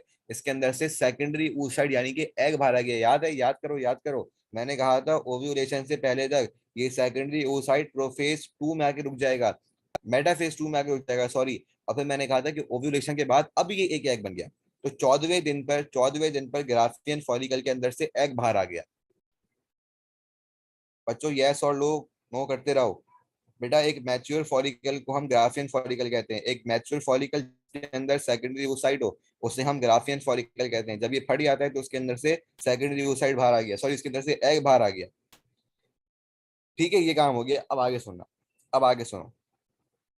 तुम लोगों को मालूम होगा कि पहले पहले दिन से लेकर चौथे दिन तक किसी बुक में 3 दिन लिखा हुआ है, किसी बुक में 4 दिन, किसी बुक में 5 दिन। मैं चलो 5 दिन तक की बात कर लेता हूँ एवरेज। यहाँ तक क्या होता है? यहाँ तक जो एंडोमीट्रियम है उसकी शेडिंग हो रही होती है। यूटेरस की बात करूंगा, सही है? एंडोमीट्रियम की शेडिंग हो रही होती है। अब फिर, अब इस मेंसेस के बाद दूसरे फेज में जबकि ग्राफियन फॉलिकल बन रहा है तो एंडोमीट्रियम दोबारा बनना स्टार्ट हो रही होती है। एंडोमीट्रियम दोबारा बनना स्टार्ट हो रही होती है, बनते बनते बनते 14वें दिन पे आके ये बिल्कुल बन जाती है। सही है? आगे जाके बनती रहती है, बनती रहती है, बनती रहती है। अब याद रखना एंडोमीट्रियम का बनना, एंडोमीट्रियम का बनना स्टार्ट हो रहा है मेंसेस के बाद यानी कि 5वें दिन के बाद। और ये कब तक बन रहा है, ये बन रही है 14वें दिन तक। अब 14वें दिन के बाद यूटेरस के अंदर कुछ ऐसे हार्मोन्स रिलीज होंगे जो इस एंडोमेट्रियम को मजीद मजबूत कर देंगे। मैं अपनी बात को फिर रिपीट करूंगा कि ओव्यूलेशन फेज के बाद 14वें दिन के बाद कुछ ऐसे हार्मोन्स बनेंगे जो एंडोमेट्रियम को मजीद मजबूत कर देंगे। और इसी वजह से, इसी हार्मोन के रिलीज होने की वजह से मैं इसको फेस में 14वें दिन से 28 दिन तक को मैं कह रहा हूं सीक्रेटरी फेस।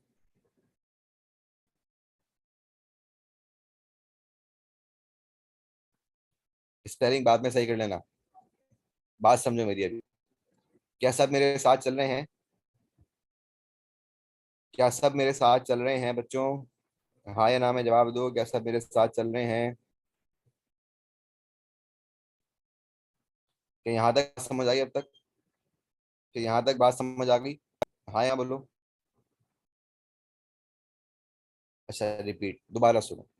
देखो, सबसे पहले मैंने कहा मेंस्ट्रुअल साइकिल 28 डेज पे डिपेंड कर रहा है। मैंने इसको डिवाइड कर दिया दो हिस्सों में, यानी पहले 14 दिन और दूसरे 14 दिन। खुबैर बेटा स्क्रीन पे मत लिखो। अरे, मैंने कहा था कि इसमें डिवाइड कर रहा हूँ चेंजेस की बुनियाद पे दो फेज में। मैंने कहा पहली चेंज आएगी ओवरी के अंदर, दूसरी चेंज आएगी यूटेरस के अंदर। फिर मैंने कहा कि 14वें दिन तक बच्चों एग बनना भी स्टार्ट हुआ है। अभी इसके अंदर मियोसिस माइटोसिस यानी कि oogenesis हो रही है, और 14वें दिन पे आके ग्राफियन फॉलिकल ये फटा और इसके अंदर से एग बाहर आ गया। एग बाहर आ गया। अब तुम सबको पता होगा कि मेंस्ट्रुअल साइकिल स्टार्ट होता है मेंसेस से, यानी कि 5 दिन तक एंडोमेट्रियम शेड होती है। अरे यार, ये किसने यहाँ पर, यार सुबह आप नहीं करो इसको इस तरह। अच्छा, आप सुनो। 5वें दिन तक या फिर चलो 30 दिन तक, 3 दिन तक एंडोमेट्रियम शेड हो रही है और ब्लीडिंग हो रही है, सही है? यहाँ देखो, ये ब्लीडिंग हो रही है और एंडोमेट्रियम शेड हो रही है। अब उसके बाद क्या हुआ, 5वें दिन के बाद एंडोमेट्रियम दोबारा बनना स्टार्ट हो गई, दोबारा बनना स्टार्ट हो गई, सही है?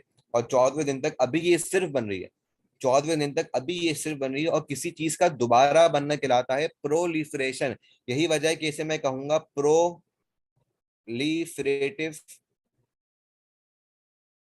Proliferative phase. प्रोलीफरेटिव फेज यानी कि एंडोमेट्रियम का वापस बनना कब तक होगा? 14वें दिन, सॉरी, 4थे दिन से लेकर 14वें दिन तक, या किसी किताब में 5वें दिन से लेकर 14वें दिन तक, ठीक है? मैं इसके फौरन बाद मैं कह रहा हूँ प्रोलीफरेटिव फेज, सही है? अच्छा, अब 14वें दिन तक पहुंच गई, ओव्यूलेशन पर पहुंच गई। अब इसके अंदर से, एंडोमेट्रियम के अंदर से कुछ हार्मोन्स निकले, और जिन हार्मोन्स ने एंडोमेट्रियम को मजीद स्ट्रॉन्ग कर दिया, एंडोमेट्रियम को मजीद स्ट्रॉन्ग कर दिया। इन्हीं हार्मोन की सिक्रीशन की वजह से मैंने 14वें दिन से 28 दिन तक मैंने नाम दे दिया सीक्रेटरी फेस। अच्छा, अगर मैं ओवरी के हिसाब से बात करूं, अगर अब मैं बात करूं ओवरी के हिसाब से, तो देखो पहले दिन से लेकर सॉरी 5वें दिन तक क्या हो रही है? मेंस्ट्रुएशन हो रही है, यानी कि ब्लीडिंग हो रही है, इसे मैं कह रहा हूं मेंस। एंडोमेट्रियम टूट रही है। अब सुनो, 5वें दिन से लेकर 14वें दिन तक अभी फॉलिकल बन रहा है, एग मैच्योर हो रहा है, एग अभी बनना स्टार्ट हुआ है, फॉलिकल बनना स्टार्ट हुआ है, जब भी मैं इसे कहता हूं फॉलिकुलर फेस। मैं इसे क्या कहता हूँ? Follicular face. अब ओव्यूलेशन हो गई, एग बाहर आ गया।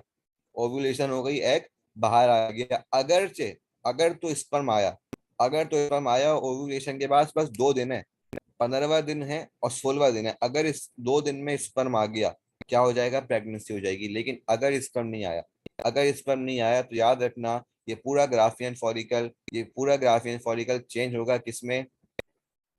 येलोइश मास में, जिसे मैं कहता हूँ क्या? Corpus luteum. येलोइश मास में डिवाइड होगा और आगे जाके ये डिस्ट्रॉय हो जाएगा, डिस्ट्रॉय हो जाएगा। अभी ये है कार्पस ल्यूटियम, और डिस्ट्रॉय होने के बाद इसे मैं कहूंगा क्या? कार्पस एल्बाइकन। अच्छा, अब सुनो, स्कार्पस ल्यूटियम के बनने की वजह से, स्कार्पस ल्यूटियम के बनने की वजह से 16वें दिन से लेकर 28 दिन को मैं कहता हूं लूटियल फेस। क्योंकि कार्पस ल्यूटियम बन रहा है ना, इसी वजह से मैं इसे कह रहा हूँ क्या? Luteal face. क्या यहाँ तक मेरी बात बिल्कुल क्लियर समझ आई या नहीं? हाँ या ना में जवाब दो। अरे, शमसा कह रही है सर आवाज नहीं आ रही। नहीं, महक, ग्राफियन फॉलिकल के अंदर मौजूद है सेकेंडरी oocyte। क्या यहाँ तक बात समझ आई, हाँ या ना बताओ।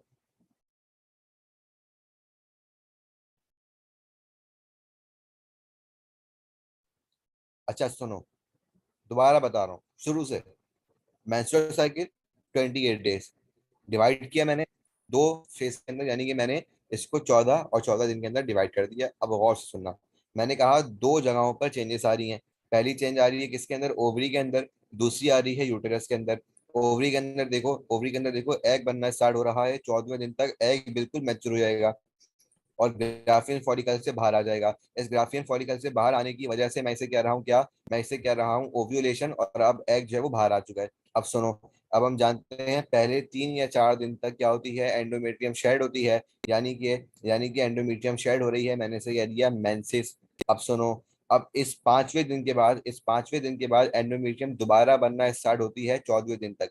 अभी ये सिर्फ अपने आप को बना रही है, अभी ये सिर्फ अपने आप को बना रही है। अब जब बन गई, इस एंडोमीटियम के बनने को मैं कह रहा हूँ प्रोलीफरेटिव फेज, क्योंकि किसी चीज का खत्म हो जाना और खत्म होने के बाद दोबारा बनना कहलाता है प्रोलीफरेशन। तो 14वें दिन तक इसे मैंने कह दिया क्या, प्रोलीफरेटिव फेज। अब सुनो गौर से, अब चूंकि इसी दरमियान फॉलिकल भी बन रहा है, तो ओवरी के हिसाब से मैं इस फेज को कह रहा हूँ फॉलिकुलर फेज, क्योंकि ओवरी के अंदर अभी फॉलिकल बन रहा है, इसीलिए मैं इसको कह रहा हूँ क्या, फॉलिकुलर फेज। अब सुनो, 14 दिन पे क्या होगी, ओव्यूलेशन। अब यहाँ रुक जाओ। अगर स्पर्म आ गया, अगर स्पर्म आ गया तो ये सब कुछ नहीं होगा, ये कुछ भी नहीं होगा, सिंपल क्या होगा, प्रेगनेंसी हो जाएगी। लेकिन अगर स्पर्म नहीं आया तो ये एग या फिर ये ग्राफियन फॉलिकल कन्वर्ट होगा किसमें, कार्पस ल्यूटियम के अंदर। ये एक खत्म बॉडी है, एक बेकार बॉडी है जिसका कोई काम नहीं है, जो आगे जाके ब्लीडिंग के साथ बाहर आने वाली है। ये कन्वर्ट हो गया इसके अंदर, कार्पस ल्यूटियम के अंदर। ये देखो, ये कार्पस ल्यूटियम है, ये कार्पस ल्यूटियम है आगे जाके, और इसी कार्पस ल्यूटियम की बनने की वजह से मैं इस फेज को कह रहा हूँ ल्यूटियल फेज, ओवरी के लिहाज से। लेकिन यूटेरस के लिहाज से, चूंकि यूटेरस के अंदर सिक्रीशन हो रही है कुछ हार्मोन्स की, जो कि इसको मजीद अच्छा कर रहे हैं, मजीद मजबूत कर रहे हैं, इसीलिए मैं इस फेज को कह रहा हूँ क्या, सिक्रेटरी फेज। अब देखो, ये कार्पस ल्यूटियम आगे जाता जाता बहुत ही स्मॉल येलोइश बॉडी बन जाएगा, जिसे मैंने कह दिया कार्पस एल्बाइकन। और ये कार्पस एल्बाइकन फिर यहाँ पर मेंसेस के साथ जो है बाहर आ जाएगा ब्लीडिंग के साथ। अगर कोई पूछे कि एवरेज ब्लीडिंग कितनी होती है, अगर कोई पूछे कि एवरेज ब्लीडिंग कितनी होती है, तो याद रखना 3 से 5 ml एवरेज ब्लीडिंग होती है। और अगर कोई पूछे कि बर्थ के अंदर, एक बर्थ के अंदर बच्चे के पैदा होने में कितनी ब्लीडिंग होती है, तो बता देना 350 सेंटीमीटर क्यूब ये होती है ब्लीडिंग। क्या मेरी बात समझ आई।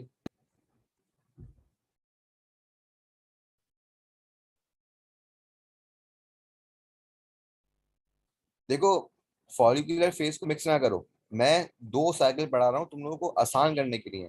वो सीन तुम लोगों को पता होगा, पहला फेज क्या होता है, पहला फेज होता है मेंसेस, जिसके अंदर मेंस्ट्रुएशन हो रही है। दूसरा होता है फॉलिकुलर फेज, फॉलिकल बन रहा है। तीसरा होता है क्या, ओवुलेशन, ओवुलेट हो रहा है, एग बाहर आ रहा है। चौथा होता है क्या, कार्पस ल्यूटियम फेज। लेकिन मैं तुम लोगों को बता रहा हूँ 2 फेज। मैंने कहा देखो, पहले पहले क्या हो रहा है, पहले जो है वो एंडोमीट्रियम बन रही है, जिसे मैं कह रहा हूँ प्रोलिफरेशन। अपने एंडोमीट्रियम के अंदर से कुछ हार्मोन्स निकल रहे हैं, उसको मजीद मजबूत करने के लिए उसे मैं कह रहा हूँ क्या, सीक्रेटरी फेज। क्योंकि ये दो बातें भी पीएमसी पूछती है। नहीं देखो, ईमान, ये दोनों है मेंस्ट्रुअल साइकिल ही, लेकिन मैंने इनको थोड़ा सा ना अलग कर दिया ताकि तुम लोगों को समझ ज्यादा आ जाए। एक मैंने कह दिया ओवेरियन साइकिल, यानी कि ओवरी के अंदर आने वाली चेंजेस, और एक मैंने कह दिया क्या, अल्लाह भला करे, क्या कहा था, हाँ, यूटेराइन साइकिल, यूटेरस में आने वाली चेंजेस बिल्कुल। मैंने कहा था ब्लीडिंग में, सॉरी, बर्थ के अंदर, एक बच्चे के पैदा होने में बर्थ के अंदर 350 सेंटीमीटर क्यूब ब्लीडिंग होती है। और इसी ब्लीडिंग में प्लेसेंटा जो होता है ना, जो प्लेसेंटा बचा हुआ होता है पीछे, वो बाहर आ जाता है। क्या यहाँ तक बात समझ आ गई, हाँ या ना में जवाब दो।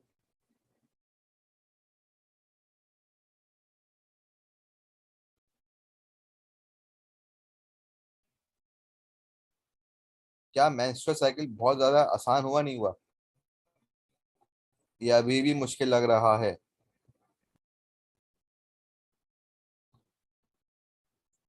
देखो महक, लिमिट्स जो है ना वो बुक्स में अलग अलग है। कोई कह रहा है मेंस्ट्रुएशन 3 दिन की, कोई कह रहा है 4 दिन की है।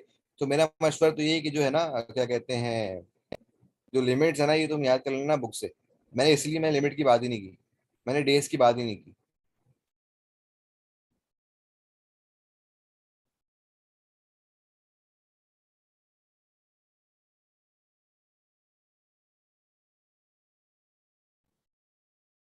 कश्यप, मैं बता रहा हूँ।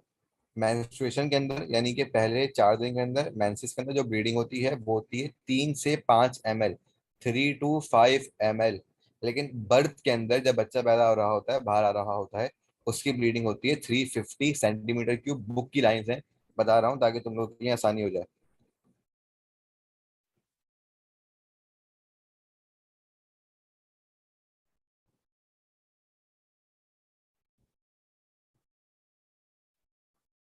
क्या ये साइकिल समझ आ गया?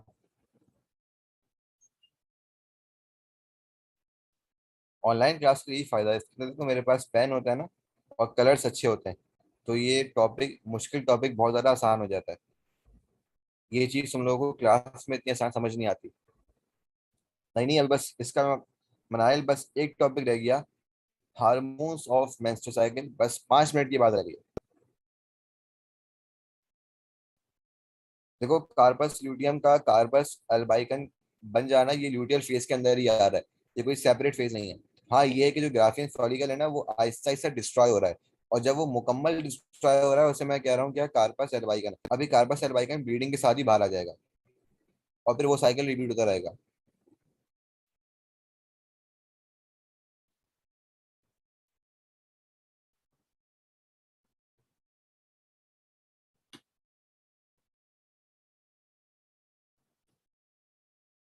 क्या ये टॉपिक समझ आ गया? सब बच्चे जवाब दें, थैंक यू शफक।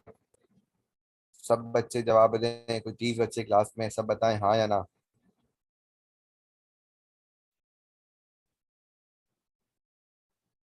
अच्छा, अब सुनो मेरा प्लान क्या है। मेरा प्लान ये है कि तुम लोगों का कोर्स जो है ना, वो तुम लोगों के सेकेंड ईयर से पहले मैं कंप्लीट करवा दूं, ताकि हमारे पास जो फिर दिन बचे ना, उसमें हम सिर्फ प्रैक्टिस करेंगे। पीएमसी के सारे पास पेपर उड़ा देंगे हम प्रैक्टिस करके।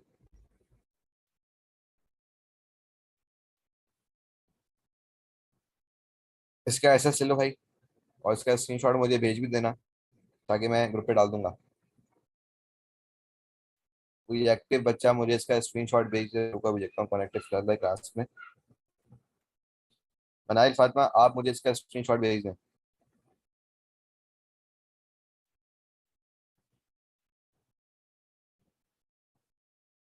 देखो, साथ साथ लेके चलो भाई, बिल्कुल इंशाल्लाह मेरी दुआ है इंटर में परसेंटेज अच्छी आएगी। एक बार बता रहा हूँ, एक वजीफा बता रहा हूँ, हर नमाज के बाद अव्वल व आखिर दुरूद शरीफ और 11 मरतबा सूरह नशरा, अलम नशरा लका सदरक, ये पढ़ो। अल्लाह तुम लोगों को कामयाब करेगा इंशाल्लाह।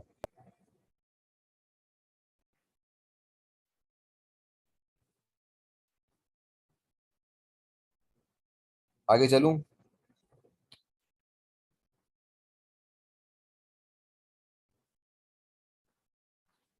चलो जी, आगे चलते हैं भाई।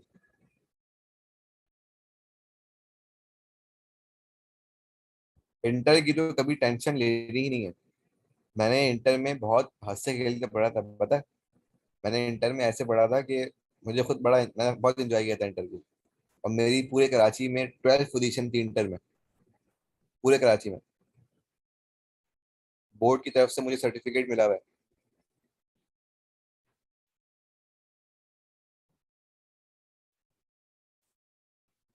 चलो जी, आगे चलते हैं, अब हार्मोन्स की बात करेंगे इसकी। आखिरी टॉपिक है, उम्मीद करता हूँ ये भी समझ आ जाएगा।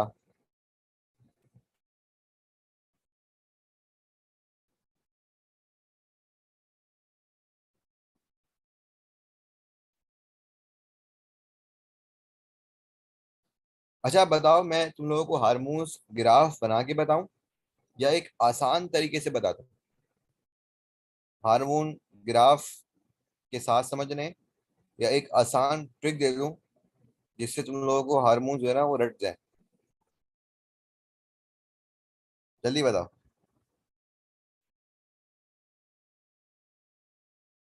चलो आसान तरीका बता रहा हूँ, उसके बाद जब तुम लोग अपने अपने नोट्स खोलोगे ना, अपने अपने सिंपल सेकंड डे के नोट्स खोल लेना, टेंशन वाली बात नहीं है।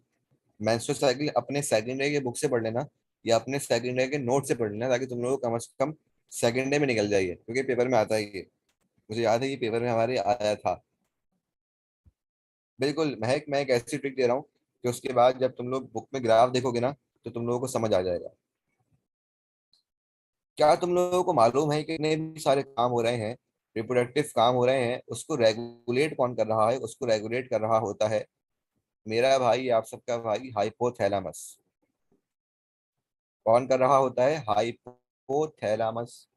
हाइपोथैलेमस समझो प्रिंसिपल है, स्कूल का हेड मास्टर है, और ये हुक्म दे रहा होता है किसको? पिट्यूटरी ग्लैंड को। हाइपोथैलेमस का बहुत ज्यादा रोब है किस पर? पिट्यूटरी ग्लैंड पर। सही है।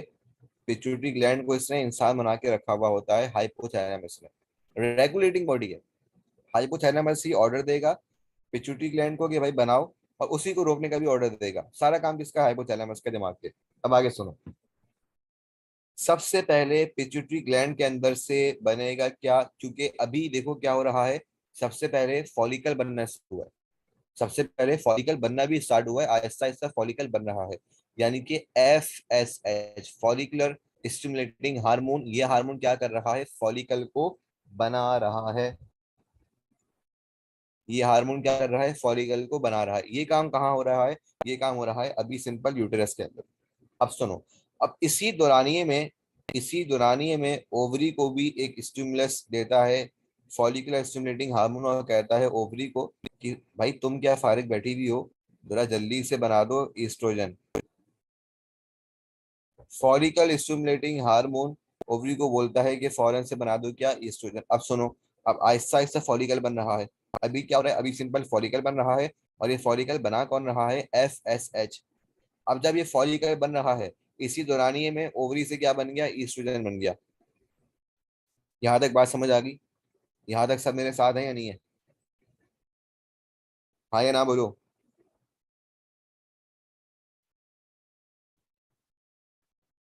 बच्चों हाँ या ना बोल दो जल्दी से।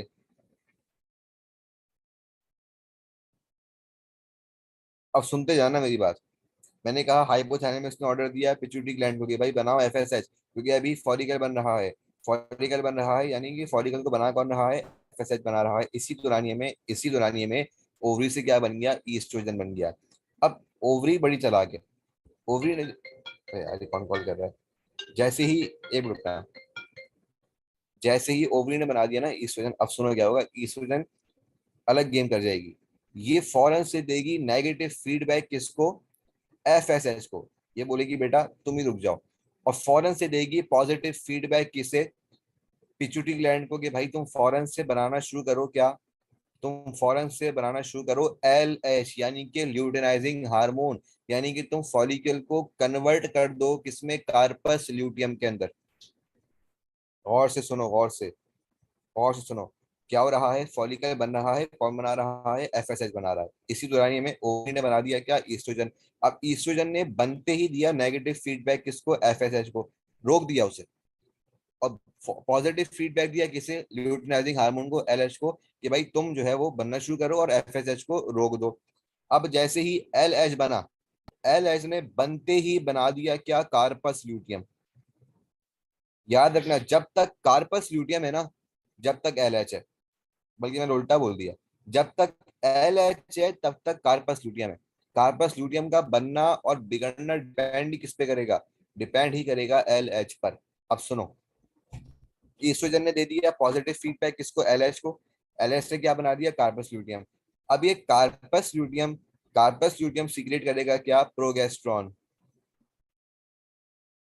कार्पस ल्यूटियम सीक्रेट करेगा क्या? प्रोगेस्टेरॉन। अब ये प्रोगेस्टेरॉन बड़ा चालाक था। इसने क्या किया? इसने आते के साथ ही इसने आते के साथ ही, अच्छा, अगर अगर सुनो, अगर यहाँ पर हो गई फर्टिलाइजेशन, अगर यहाँ पर स्पर्म हो गया, तो प्रोगेस्ट्रॉन प्रोगेस्ट्रॉन मजीद बनेगा, और वॉल को जो है वो सक करता रहेगा एंडोमेट्रियम को। लेकिन अगर स्पर्म नहीं आया, तो क्या होगा? प्रोगेस्ट्रॉन फौरन से देगा नेगेटिव फीडबैक किसको? LH को। और फौरन से देगा नेगेटिव फीडबैक किसको? ईस्ट्रोजन को। अब जब इसने, मैंने कहा था कार्पस ल्यूटियम बनेगा भी और बिगड़ेगा भी किससे? LH से। जब इसने नेगेटिव फीडबैक दिया LH को, LH फौरन से वहां पर कम हुआ। जैसे ही LH कम हुआ, कार्पस ल्यूटियम भी कम हुआ। और कार्पस ल्यूटियम कम होते होते होते होते क्या बन गया? मैंने कहा था ये बन जाएगा कार्पस एल्बाइकन। जैसे ही कार्पस एल्बाइकन बना, क्या हुआ? मेंस्ट्रुएशन हो गई, और सारा प्रोसेस फिर रिपीट होता रहेगा, होता रहेगा। ये है सीधा साधा हार्मोनल प्रोसेस किसका, आपके मेंस्ट्रुअल साइकिल का। अच्छा, एक बुक में चला जाता है, एक बुक कहती है कि भाई प्रोगेस्टेरॉन ईस्ट्रोजन को कम नहीं करता, ईस्ट्रोजन और प्रोगेस्टेरॉन साथ साथ चलते हैं, एक बुक में ये बात भी मौजूद है।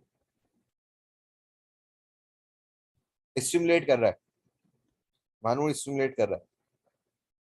क्या इसके हार्मोन समझ आ गए, कोई मसला इसमें?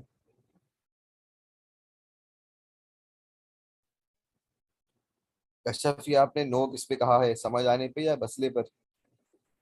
अच्छा रिपीट कर दो, दोबारा सुनो, गौर से देखना आप। ये देखो, मैंने कहा सबसे पहले हाइपोथैलेमस हुक्म देगा पिट्यूटरी ग्लैंड को कि तुम सिगरेट करो क्या। चलो उसको मैं नमनीय कर देता हूँ ना, आसान जाएगा। सबसे पहले हाइपोथैलेमस ने हुक्म दिया पिट्यूटरी ग्लैंड को कि भाई तुम बनाओ फौरन से एफएसएच। सही है, एफएसएच बना। एफएसएच ने क्या किया, फॉलिकल्स बनाना स्टार्ट कर दिए।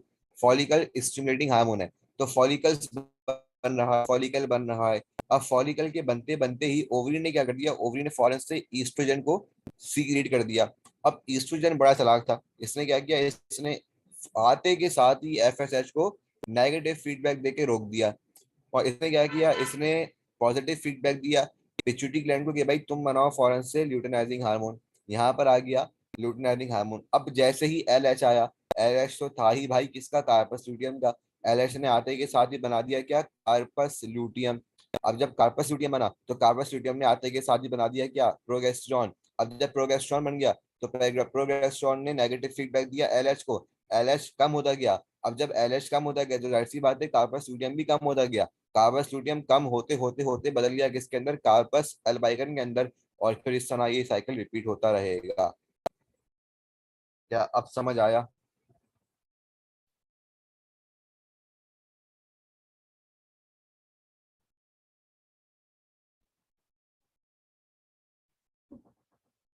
क्या अब समझ आया?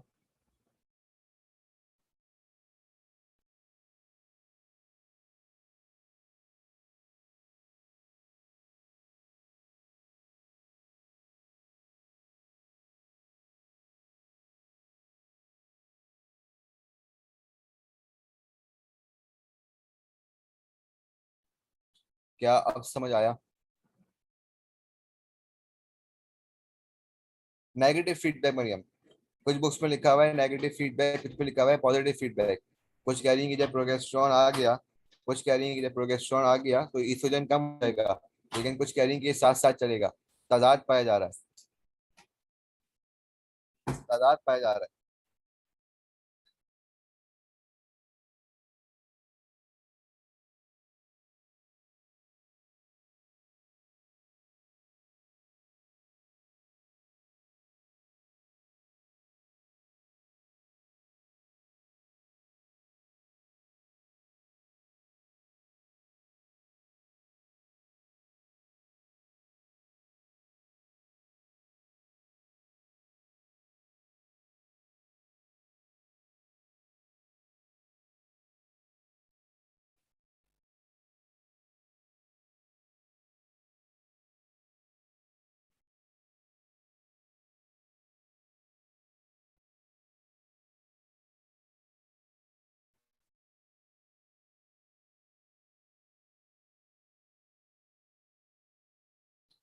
दूसरा कह रही हैं सर आवाज नहीं आ रही। बच्चों ये ऐसे खेलों में बताएं, क्या समझ आ गया सारा साइकिल, सारा प्रोसेस? नहीं, ईस्ट्रोजन जो है वो, ईस्ट्रोजन पॉजिटिव फीडबैक देगा, ईस्ट्रोजन आते आते के साथ ही पॉजिटिव फीडबैक देगा एलएच को, यानी कि एलएच को बनने को मदद करेगा और रोक देगा किसे, एफएसएच को।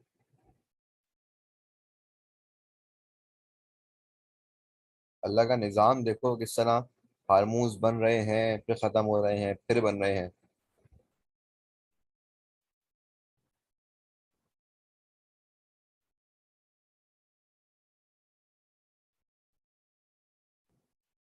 तो बच्चों क्या ये चैप्टर रिप्रोडक्शन तुम लोगों को समझ आ गया बिल्कुल? नहीं, ऐसा नहीं है, ये काम पिट्यूटरी ग्लैंड का है महक, ये काम पिट्यूटरी ग्लैंड का है।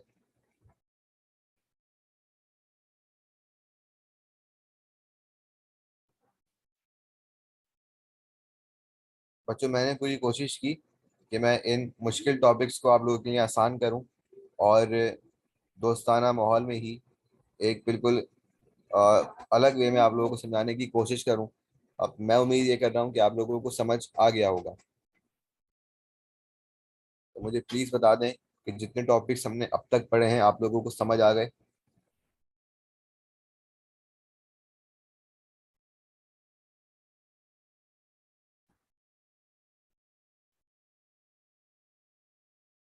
मुझे ये बताएं क्या हम आगे क्लास को इसी तरह कंटिन्यू करें, ट्रिक्स देकर आसान करके, या फिर मैं बुक वाली बातें एज इट इज आपको बताऊं।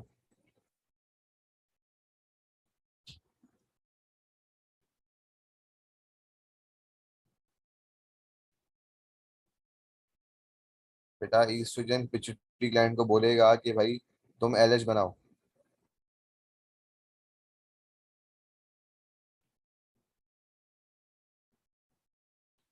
अच्छा वैसे मेरा प्लान था कि हम इसी क्लास में इस चैप्टर के कुछ एमसीक्यूज कर लेते, क्योंकि मेरे पास फाइल्स वगैरह सब रेडी थी।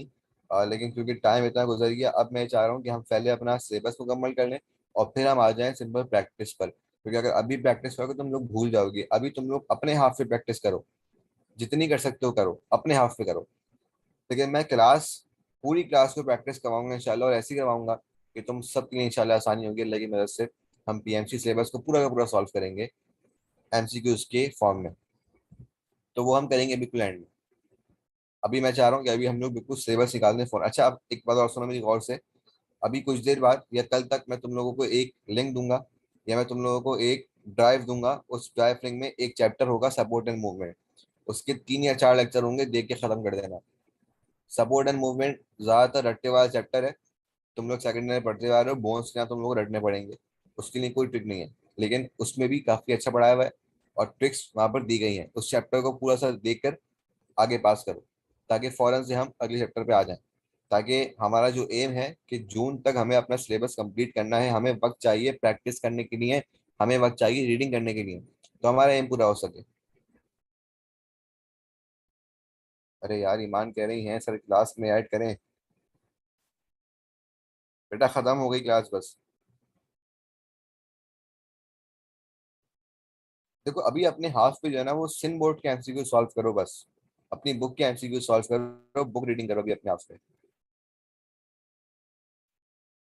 अच्छा इसका स्क्रीनशॉट लो, इसका स्क्रीनशॉट लो और मुझे सेंड कर देना। कौन सेंड करेगा मुझे, कौन सेंड करेगा? मनाइज फातिमा, आप मुझे इसका स्क्रीनशॉट सेंड कर दें, जो भी करंट स्क्रीन है। या आप मुझे सेंड कर दें। और असाइनमेंट सुन लो, असाइनमेंट सुन लो।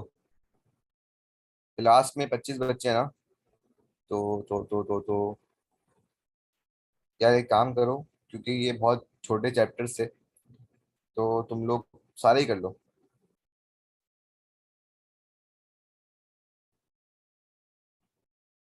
असाइनमेंट मैं आप लोगों को दे रहा हूँ बच्चों। आपने असाइनमेंट में oogenesis, oogenesis, spermatogenesis और menstrual cycle, ये तीनों काम आपने करना है। सिन बोर्ड से आपने अभी फिलहाल सिन बोर्ड को फोकस करना है, क्योंकि आपका अपना बोर्ड क्या है, वो सिन बोर्ड है। हाँ अगर मौका मिले, अगर वक्त मिले, तो फेडरल बोर्ड को साथ टच करते रहे। लेकिन जो आपका अपना बोर्ड है फिलहाल, जिस तरफ आपका रुझान ज्यादा होना चाहिए, वो सिन बोर्ड है। ठीक है? तो आप लोगों का असाइनमेंट है, मैं आप लोगों के लिए 2 दिन दे रहा हूँ। बिल्कुल फेडरल से पढ़े, सिंध बोर्ड से। देखिए बुक तो सारी वही है, टॉपिक सारे वही हैं। फेडरल में आपको उससे ज्यादा ही मिल जाएगा। लेकिन चूंकि आप लोगों के एग्जाम नजदीक हैं, सेकंड डे के, इसलिए मैं आप लोगों को बाउंड नहीं करना चाह रहा। लेकिन जो कर सकता है करे, बहुत अच्छी बात है। फेडरल बोर्ड को भी हमें साथ लेके चलना पड़ेगा, चलना है। और यही वजह है कि मैं क्लास में अपने लेक्चर के अंदर फेडरल बोर्ड के मैक्सिमम पॉइंट्स देने की कोशिश करता हूँ।